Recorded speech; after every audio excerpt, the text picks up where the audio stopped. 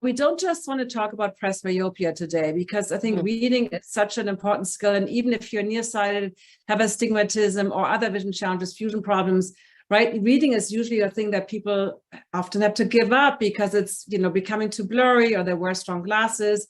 And so there's actually a way to improve your vision through reading.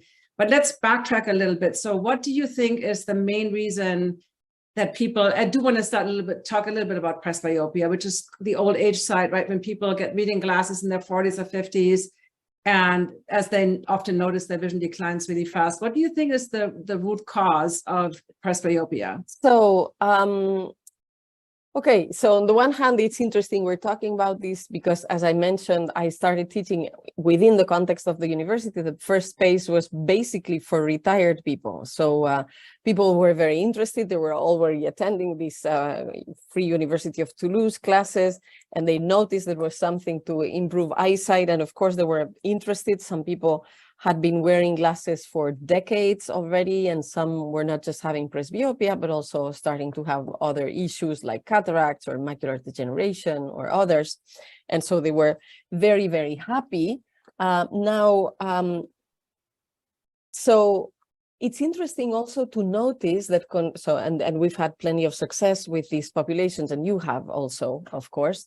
A lot of the people who are interested in natural vision improvement, some of them have had issues all their lives, but some actually become interested after their 40s, 50s, when presbyopia starts to say hi and the need for reading glasses.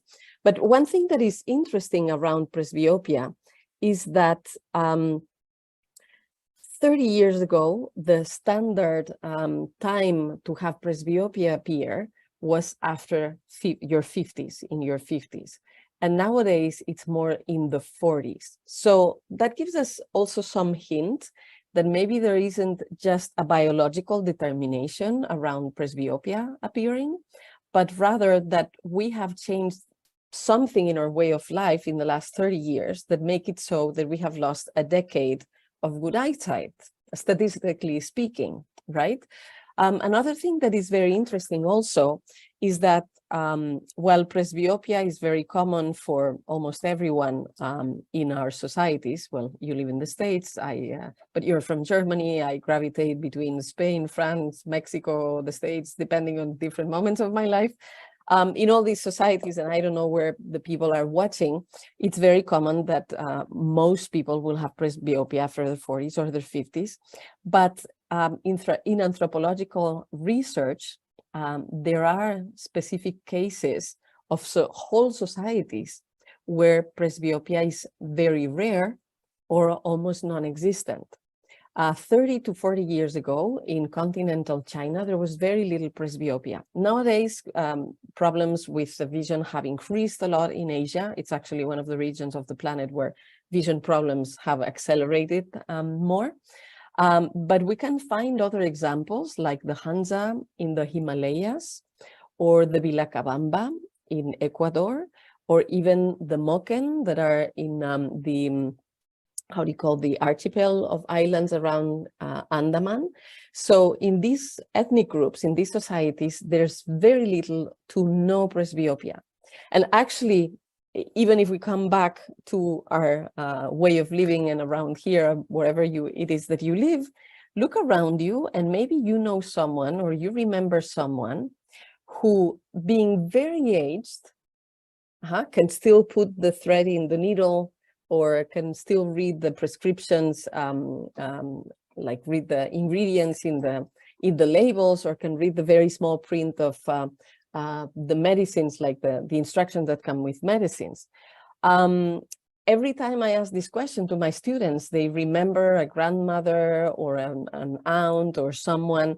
And among the very known people, you probably are aware of maybe Paul McCartney or maybe the Pope, right? Not the current Pope, but John Paul II.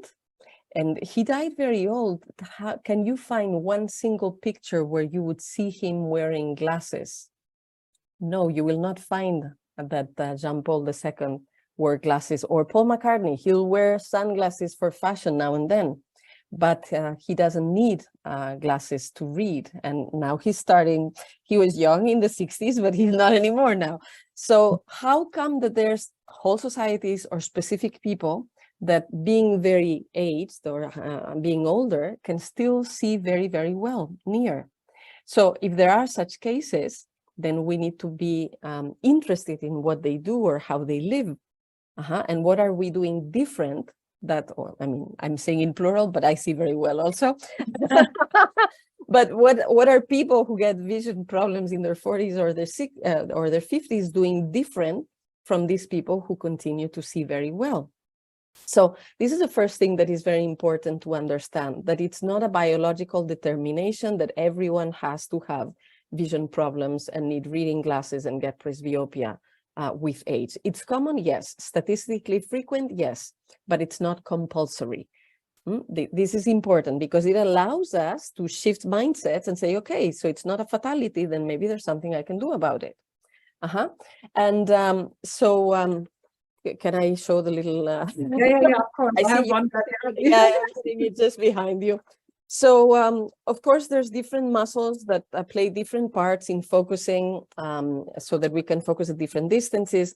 And they're involved in different ways also when symptoms appear. When there's myopia or hyperopia or astigmatism, it's different groups of muscles that are involved in causing those refractive errors. So for presbyopia, what is most commonly understood is that the problem lies with the crystalline and the ciliary muscles. Yeah. So in the model, this is the cornea, lights go through it, and then we have the iris and the pupil, and lights goes through the little hole. Depending if there's a lot of sun or less sun, the pupil or light or more light or less light, the pupil will change shapes. And then we have the crystalline, which is a natural lens.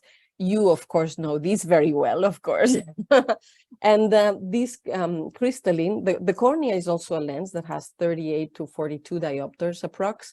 And so it bends the angle of light so that it will project in the retina, in the projector, where it will be transformed into, the light impulses will be transformed into nervous impulses so that the brain can interpret what we're seeing.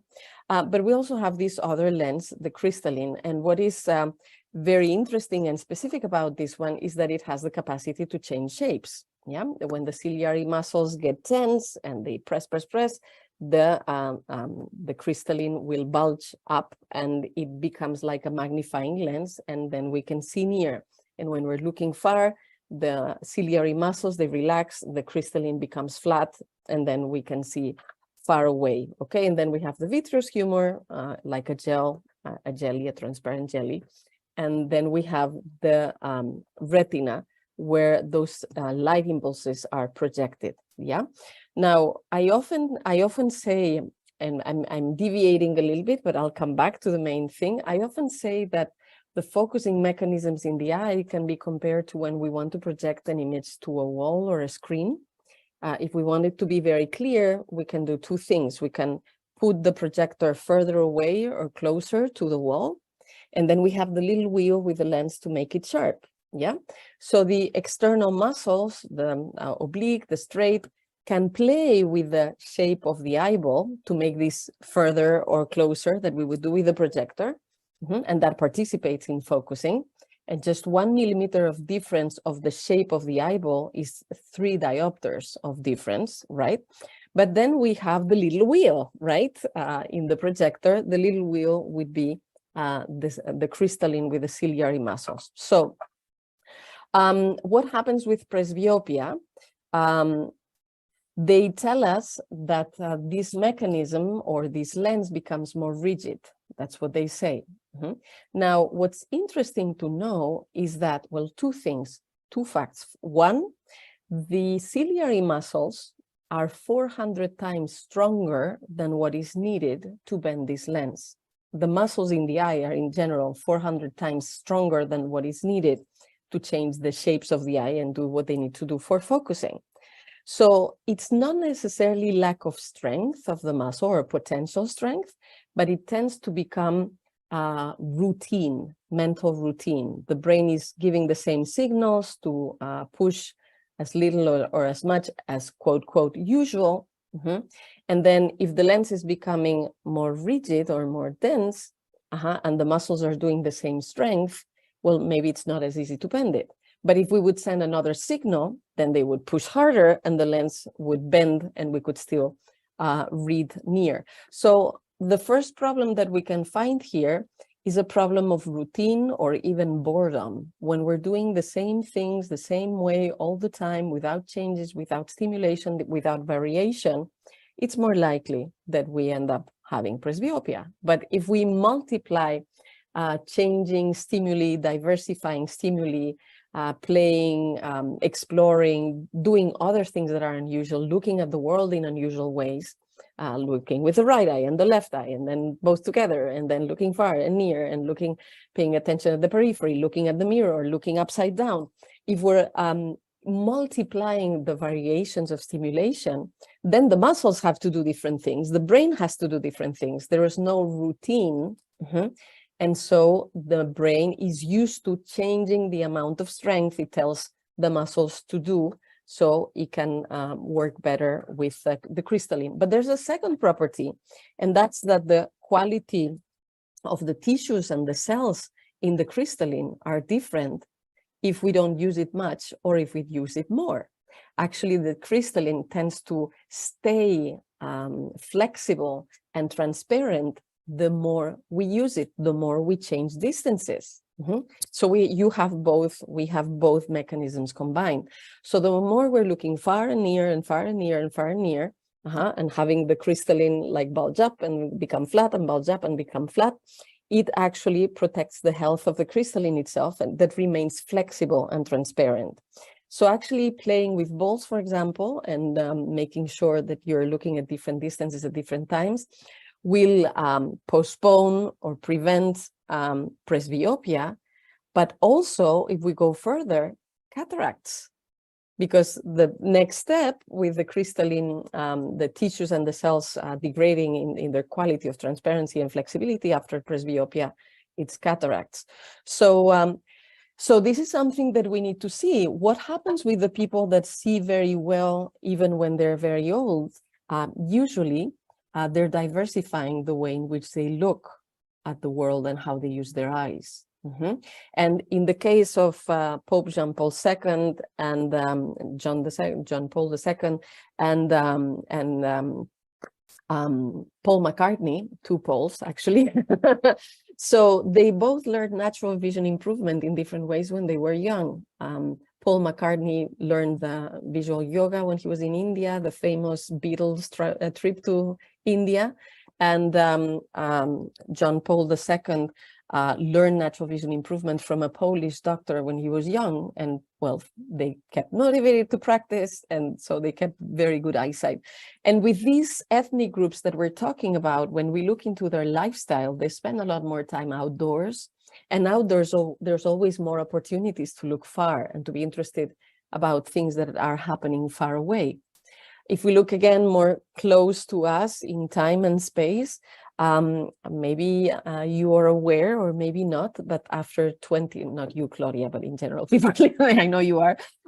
So we know that at the end of 2019, the World Health Organization created a report on the state of vision in the world.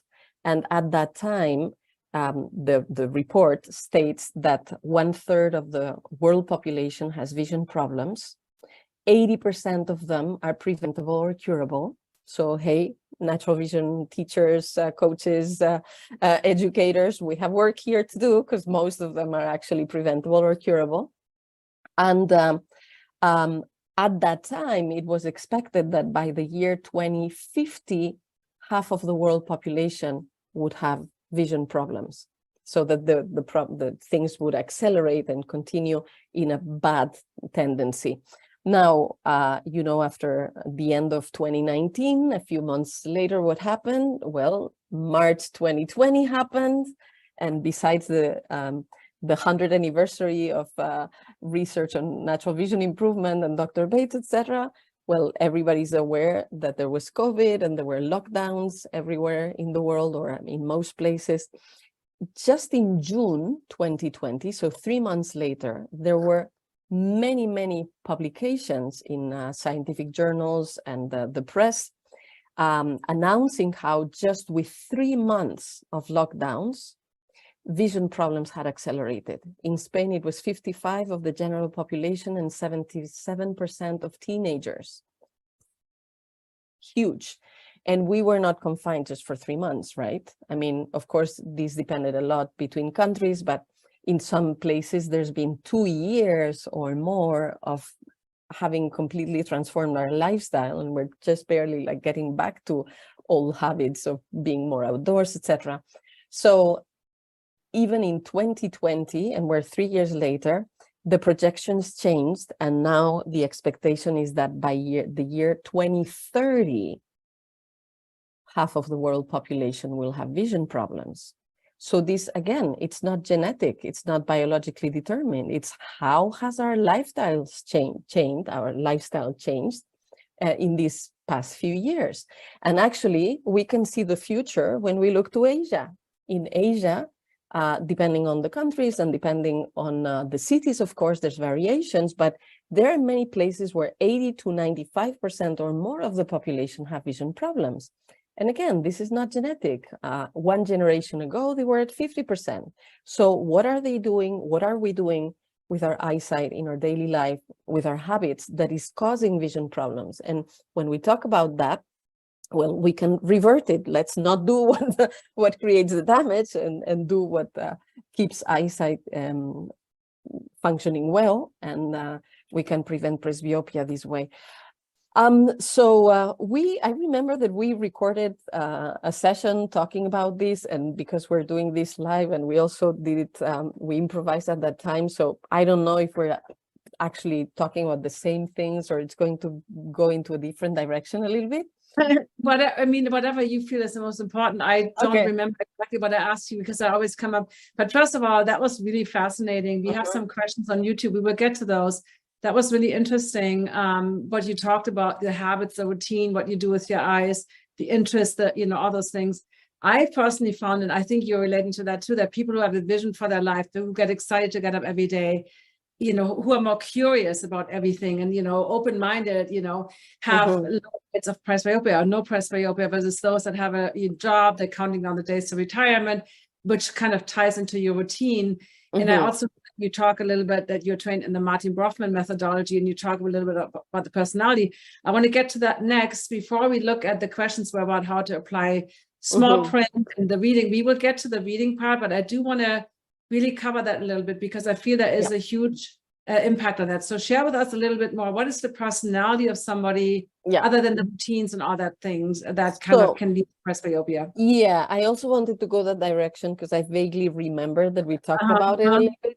So I had the good fortune to be acquainted with Dr. Martin Brofman's method, and then to meet him personally, and then to collaborate for 7 years with him, translating all the workshops and all the trainings that he did in Spain. And so I became very familiar with his hypotheses, with his theories, with his method of work. And I also took those hypotheses and put them into my own research at the University of Toulouse. And with another colleague, Anita Meidani, who's a sociologist specialized in sociology of the body and sociology of health, we have carried in several occasions research on this.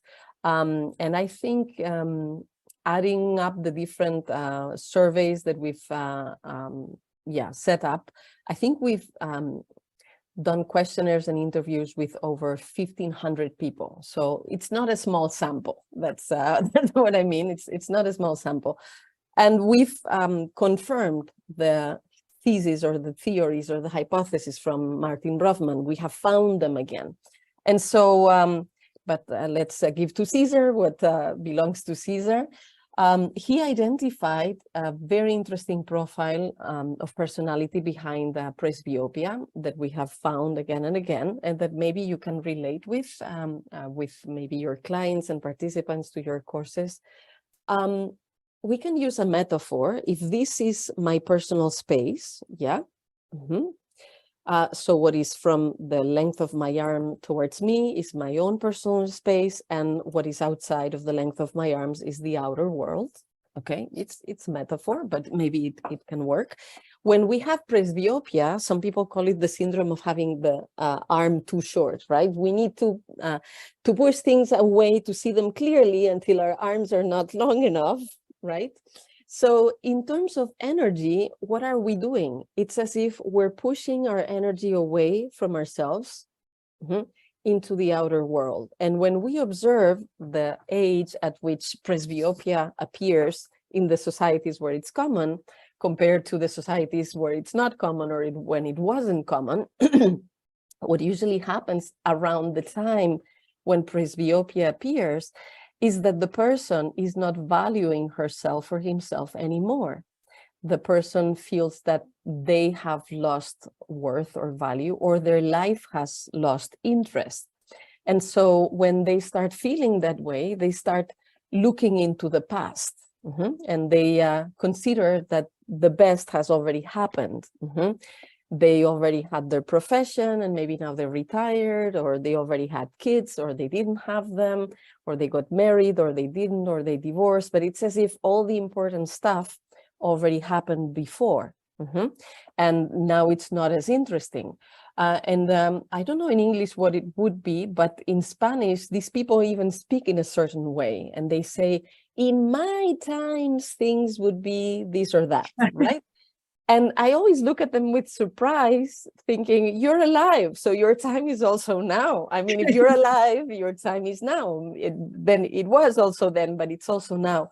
So people tend to look at the past with nostalgia, with guilt, or with anger. And sometimes regretting the things that they did or they didn't do, or the things that other people did to them, but their consciousness and their attention is in the past. And in the present, they feel like they don't have as many options. Like if they want to buy a house, they won't get a mortgage anymore or a loan because they're not young enough to do the payments, so they cannot change houses if they want, or maybe they cannot have kids anymore, or maybe they're retired and they cannot work anymore in the things that they would love to devote themselves to. And even because we live in very ageist societies, they look at themselves at the mirror and they start to see wrinkles and they don't feel as attractive. So, and then they look around them to young people and they're using technology like they were born with it, and they're having trouble to find what the process is. So it seems as if the best of their life happened before and they don't feel suited or useful anymore in the present. And what is different in those societies where there's no presbyopia? Well, I was very interested when I first learned about this research on how 30 years ago there was barely any presbyopia in China. Now things have changed, and if you look at how the Chinese society is, it's very infused with the philosophy of Confucianism, where family relationships are very important, but they also have a hierarchy. And older people are the most important people, and they're always regarded with respect and revered, and people go to them to ask for advice, and they always sit in the best place in the room, and they're always served first. They're very highly regarded. So it's almost like the opposite of what we just described. People who develop presbyopia tend to feel like, they don't matter all that much anymore. They're not important anymore. Their life is not so interesting anymore. So instead of giving the energy to themselves and feeling at the center of their own film, of their own life, like the protagonist in the driving, in the steering wheel of their own car, in their own vehicle, they start giving their energy to the new protagonists. And so they'll pay a lot of attention to taking care of their kids or their grandkids or their spouse or their parents or their neighbors, or maybe some social cause somewhere where they feel that it makes sense, but they're giving away their energy. That's why they see clear far, but they're not seeing clear near anymore. They don't devote enough time to their own needs. They don't give themselves enough attention. They don't take time for themselves to be at the center of their lives. And interestingly, people with presbyopia they're often running for others, but they don't take time for themselves. They don't take time also to see. And so very often I tell people that want to make a mind shift, change the mindset around what they're doing with their life and their energy and their attention. And I tell them about two things. One, if the look has been on the past, but then we need to revert this. So we need to make sure to make the rest of your life the best of your life. So what can you think about? What can you invent? How can you make that the years that you still have in front of you are fascinating and fun and exciting? And okay, maybe you're not going to work anymore. Of course, this also depends between countries and retirement ages. There can be a lot of variation around there. But even if you retired, well, maybe now you finally have the opportunity to do all those activities that you couldn't when you were working or you were raising your kids. Well, now it's time to do it. You always wanted to dance. Well, go and get some dancing lessons. You always wanted to paint. Well, buy yourself some materials and put a corner in your house where you can paint, or whatever it is. But devote time for the things that make you happy. And I would say even more so if they're useless to anybody else, because then you're stating that you're so worthy and so important that you deserve to take time for yourself for those things that their only reason for being is that you enjoy them, period. And of course, the activities themselves may be different for different people. For some, it may be dancing or painting or taking a saltwater bath with candles and incense. That is very nice, or going for a walk in the mountain, or having coffee with a friend, or reading a book, or going to the beach. It depends from one person to another, but what's core is that you need to do things just because you love them, period. Take time to make life fun and exciting and nice. And for that, so make the rest of your life the best of your life. And for that, sometimes you need to practice what I call positive selfishness. If you have been giving away your energy to everybody else, well, now you need to put all the direction of your energy towards you. So we'll need to exaggerate a little bit, but only to create balance, right? If you've developed presbyopia, you've been way too much paying attention at others. So now exaggerate in the other direction and you'll find balance after some time. So how does positive selfishness work? Well, first, me. After that, me. Then I can take care of me. And if there's something left, it's for me. So you need to really put yourself in the center and let other people handle their affairs. Maybe some of them will be great. We can't hear you when you whisper. Okay, sorry. So maybe some of them will actually be very happy and grateful and thankful, even if they don't tell you, that you let them do their thing.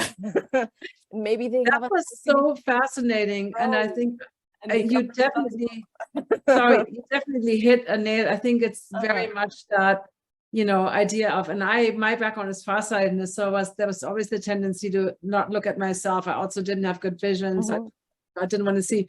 But yeah, that's very, very fascinating, and it kind of lines up with what I talked about, people that are counting down the days to retirement. So one of these activities, and I want to bridge the gap now to reading, because the better vision through reading idea that you are sharing is not just for presbyopia. Obviously, presbyopia is one of those things that we probably all love to do. When you're presbyopia, you love to read, and reading is also a form of self-care, because you're really doing it, right? Especially if you don't read nonfiction, fiction, you're really doing it for your own enrichment, right? Versus like learning something. But even if you learn something, a lot of people I know have retired, and now they're discovering another thing that they really want to learn and even go to university or college for. So reading is one of those things. And obviously there's other near vision activities.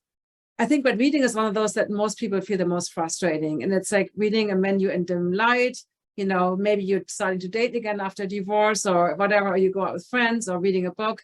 So, we have some questions on YouTube. But before you get to that, there's a question about myopia. But let's talk a little bit about what is the approach to, about apart from everything else that you shared? I love the me. I think for most people that would be a hard one. Maybe the first step, me, and then the second step, and then you get to the point where I include myself. It's definitely challenging for me with daughters, and they need help. And anyway, so what are other things in terms of specifically for reading that people can do with presbyopia? Like, what's your approach? Let's say somebody already wears reading glasses, or maybe bifocals or progressives. What do you recommend to do? Okay, so and maybe we'll circle back to a few of these topics with the questions. So indeed, the Better Vision Through Reading program is not necessarily only for people who have presbyopia and want to see better, but actually for anybody who loves reading, to be able to read seeing better, so understanding better and with more focus and remembering better and having just a more enjoyable experience, while also taking care of their eyes and improving their eyesight. And actually, a lot in the program is not only during the moment of reading, but things that are happening around when you are reading, and how you can set yourself up for success. And for example, there is a whole level that is about the environment where you read. Is there enough light? Is there enough humidity? Is your posture correct? Or are you reading in a way that's creating a lot of tension or a lot of strain for your muscles in your neck? And that's then going to create more strain in all your body and probably more constraints also for your eyes. So the environment where we read plays a huge role, and we can optimize for those conditions. And then also what happens before you are reading. Why are you reading? Are you reading something that's interesting? Are you reading with pleasure? Are you obliging yourself to read every word, or are you looking for something particular? And how you set yourself up for reading also changes the experience. Of course, it's different if you're reading because you need to study, or you're reading a novel for pleasure. But still, why you read and how you prepare yourself to read plays an important role. And then while you are reading, there's also things that you could do that make the experience better for your eyesight. Of course, how you're holding your piece of paper or your book, what's the distance, but also what's happening around. Are you now and then also looking far away? Are you remembering to blink? Are you reading the line itself, or above the line, or under the line? There's things that happen while you're reading that change also the experience, and that can be good for your eyes or bad for your eyes. And then sometimes you also take pauses while you read. So what happens during those pauses? And you can optimize how you use the pauses in the reading also to take care of your eyes. Like, you could go to the window, you could stretch, you could look far away, you could drink water. There's a number of things that that you can do also in those pauses. And then there's also in the program a number of practices that can be done with texts or books that also improve eyesight. You can put the text upside down, and you can play in different ways with them. And that's also helpful also for afterwards having a better visual acuity and reading better. And finally, there's also a section reflecting about tools around reading. For example, one of the tools is a pointer. We can use a pointer while we're reading. Maybe we were told in school that we shouldn't point at the text, but actually a lot of people who are interested in speed reading notice that when you use a pointer, you read much better and much faster, and you understand better. But also other tools that we sometimes use around eyes or eyesight, like filters. Should the filters be, if we're reading on a screen, should they be on the screen, or should the filters be on our eyes, right? Sometimes people use the blue light blockers. Or if we want to focus better, should we use reading glasses, or could we use pinhole glasses that can allow also for a sharp focus for reading, while they help the eyes get trained in good habits to seeing better? So I'm just giving a few ideas on the kinds of things that we talk about in the course. And I think they're helpful not just for people who have presbyopia and would like to see better, but in general, for people who like reading and would like to have a better experience while reading, and also be taking care of their eyes and fostering better eyesight for themselves. Does So that can we answer? love that? Yeah, that was great. Maybe you can give a few practical tips. So you talked about posture, you talked about reading the line or above or below. I would love to kind of have you talk a little bit about that. And then you talked about, no, I lost my train of thought. Something you just said at the end. The pinholes, the pointer. Yes, talk a little bit about glasses, but really, and then lastly, we want to talk about, that was also a question on YouTube. Dr. Bates talked a lot about reading small print in dim light, like in candlelight, right? So your approach sounds to be more like increase the brightness. The posture, I would always be interested in what posture you recommend. But yeah, maybe some of those, I know you have a whole program laid out that, is going into details, but just maybe some highlights. Yeah. Some takeaways, what you recommend. You recommend bright lighting, dim lighting, small, larger print, and those kind of things. Okay, and I recall vaguely that we talked about a few of those also last time. So with the posture, actually the best posture is not having one. Let me explain. The body is not made to be not moving. Now I'm not in my usual environment, and at my parents-in-law. So this is not my chair. This is not my working space. At home, I sit on a Pilates ball. Why? Because I can be moving all the time, and I can be bouncing up and down and forth. And so when the body is in movement, it balances itself a lot better. And also tension doesn't accumulate someplace. So I love these balls because I can be doing whatever it is I'm doing while I'm changing the position all the time. And I guess you have one. Okay, you have something like that. Okay. Yeah, this is only on a standing desk, obviously, right? So, yeah. Another kind of chair that I love are those chairs where you put your knees on them and they're kind of balancing. So I like that very much, but I also like to change positions and change postures for my work or my reading. So sometimes I'll be sitting, sometimes I'll be standing. Nowadays there's standing desks, you can change the height. Exactly.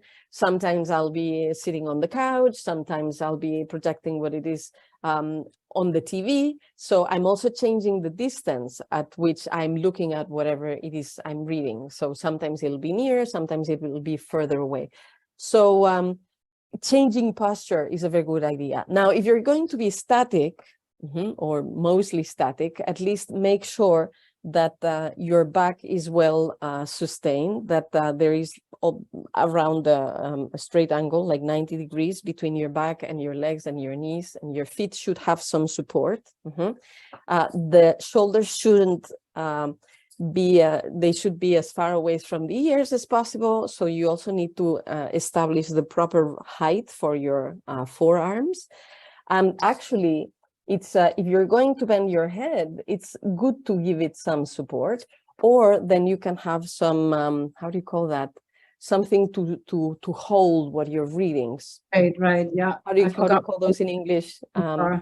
Atril in Spanish. Anyway, so because the idea is that you don't have to be like this, because then there's a lot of a strain for the neck. The head is a lot heavier, like 7 times heavier when it's bended like that. So all the muscles need to pull harder, and that can create other tension in other parts of your back, your shoulders, that create more constraint also for the eye muscles.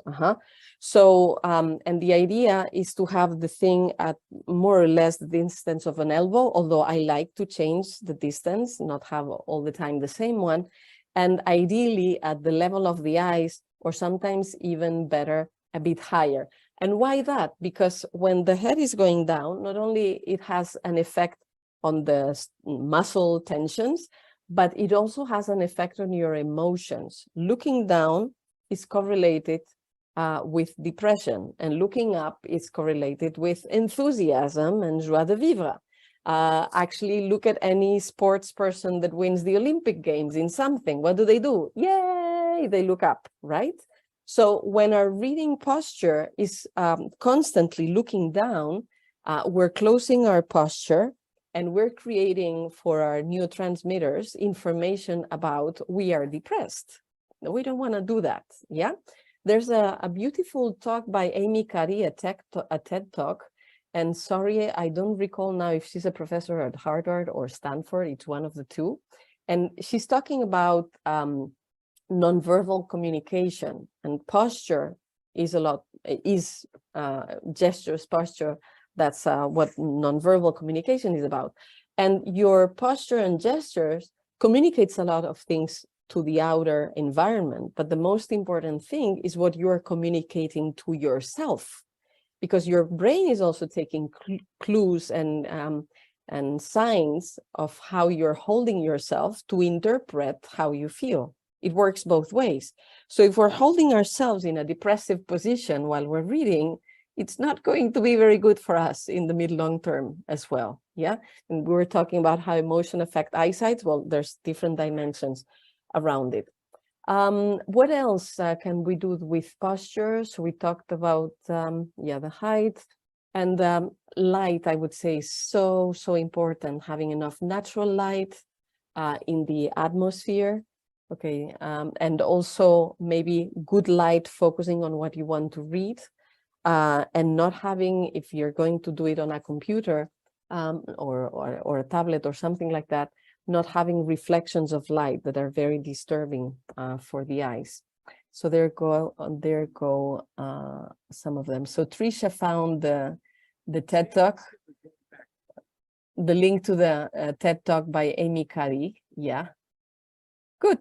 I love that one. It's very, very, very good. Very useful. So yeah, and so the other thing I would love to talk a little bit about is there's two things: speed reading, because sometimes I had got clients that did speed reading where they try to do see the whole paragraph clearly at once and don't move their eyes. That lead to, and the other one is the small print. So that was a question. Yes. In my personal, and I'm curious what you think, in my personal experience, having people with presbyopia do a lot of small print reading very close up at a blurry distance actually helps them relax, versus with myopia and nearsightedness, there tends to be more attention of now I'm trying to read it, making a big effort, and it actually doesn't help. So what is your take on small print? And it doesn't matter if somebody's far or nearsighted, what's your take on that? So I'm going to answer combining several of the things that you're mentioning and also remembering what we talked about last time.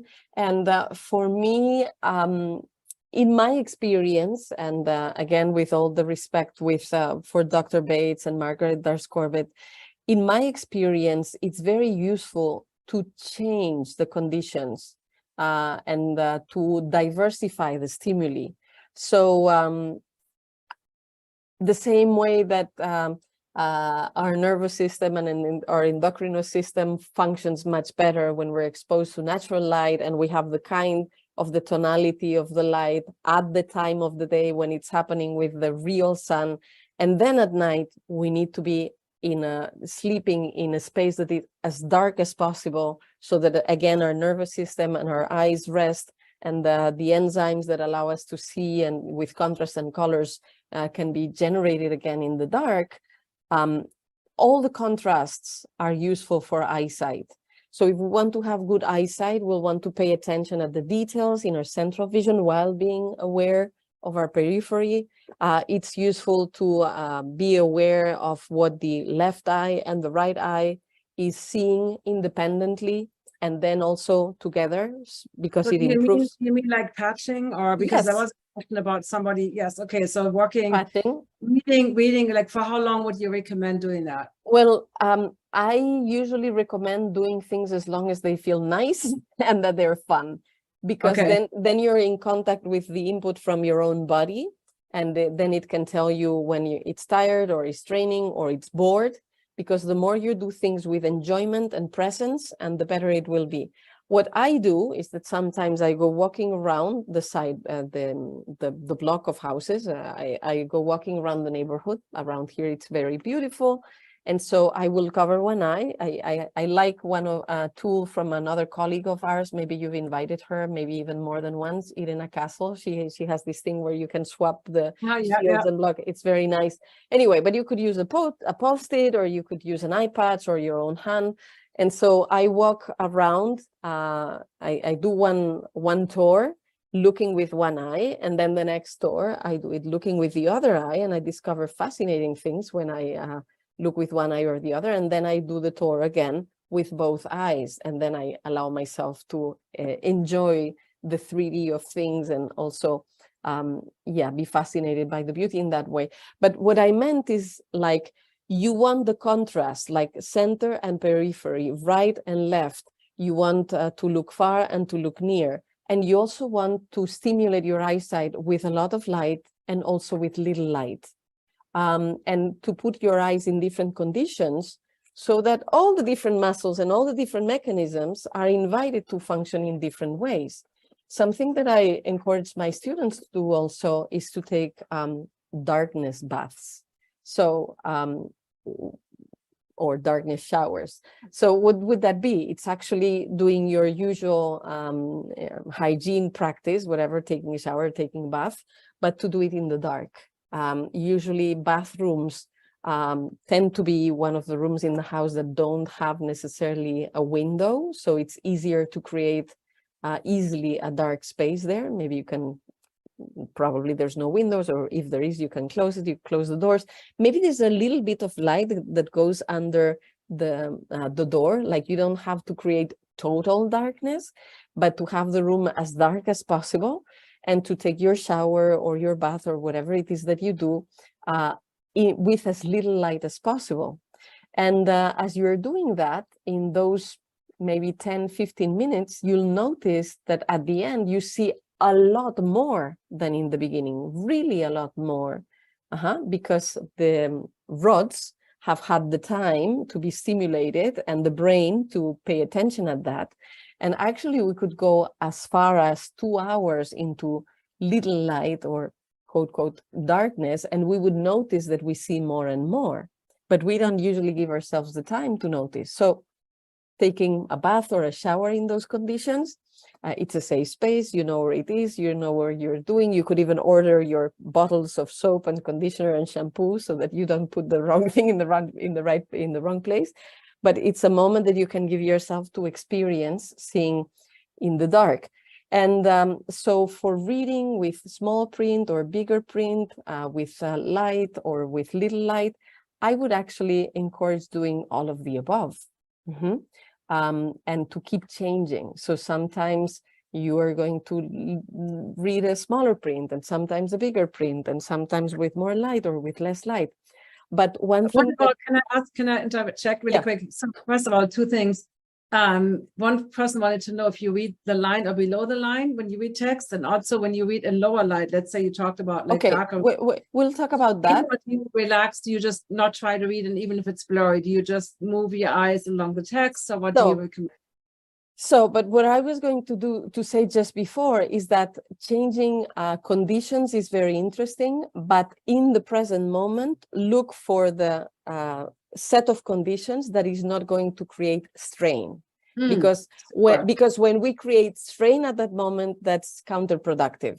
So in the moment, if you need to put the letter a little bit bigger or the light a little bit bigger or the opposite, go ahead in the moment. Now, for practicing vision improvement, you can, of course, on purpose, set a little bit more challenging conditions, but you're going to do it for a short period of time, and then you can do some palming and resting, and then you go on to something else.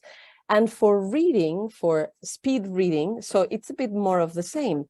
If we're using our eyes all the time, it's in the same way, like trying to capture the whole paragraph at once without moving the eyes. That's not going to be good for our eyesight in the mid-long term. But if we're combining doing that, because at some point we need to read fast for a limited period of time, and then we go for a walk in nature and we're looking at the birds and we're doing something else, then these different ways of looking and seeing end up compensating, and it's okay. For speed reading, they say that actually looking at the upper part, there's more variation in letters in the upper part, like you have the T's and the L's and the I's with a dot. So it's actually easier to do the recognizing faster with the upper side. So some people, instead of putting the pointer under the line, they will put it above the line. It seems to work better for them. Now, with speed reading, there's also something that's interesting that we can also relate with eyesight in a different way.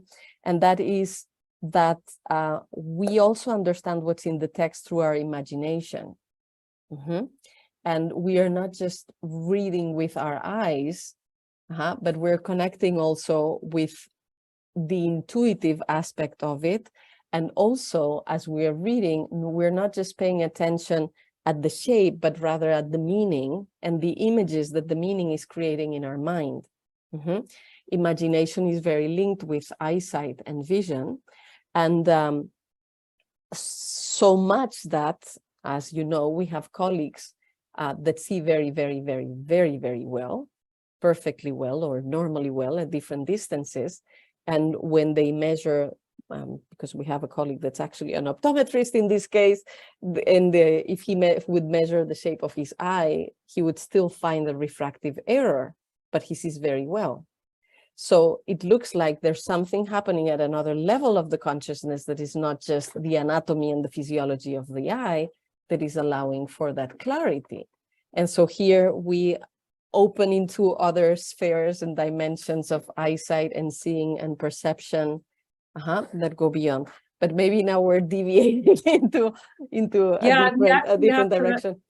We have to come to a close on the YouTube live. We have a little extra 15-20-minute chat with our Clear Vision Club tribe.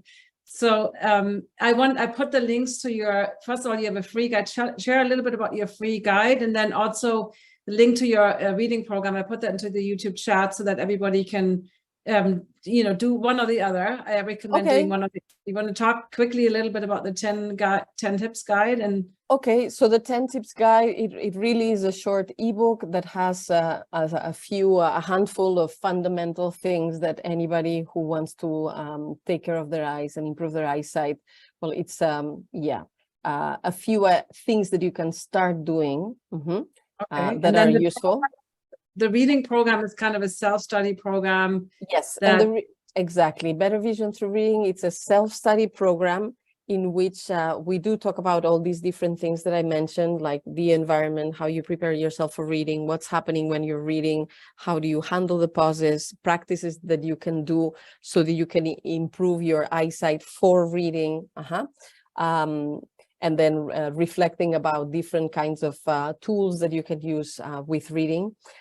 So it goes more in depth, of course, than the ebook. And then I also have a bigger program. You also know about this, and the bigger program that we release only 3 times a year goes even more in depth and supports people to improve from different eyesight symptoms, and to see better and better.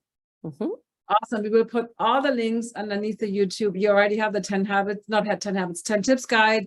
You have the Better Vision Through Reading program, which again is not just for presbyopia. This is a program that works for all vision conditions. I love this program. It's amazing, and I highly recommend it. And you explain everything step by step what we just kind of touched on today. So thank you, YouTube. Thank you so much, Dr. Anoa. This was really, really interesting, talking about the whole root causes and all the different levels of, just from the physiology to the emotions to the, how our society and all those things, how we treat elders. I think it's so fascinating. So thank you, YouTube. And thank you, Dr. Anoa. And we see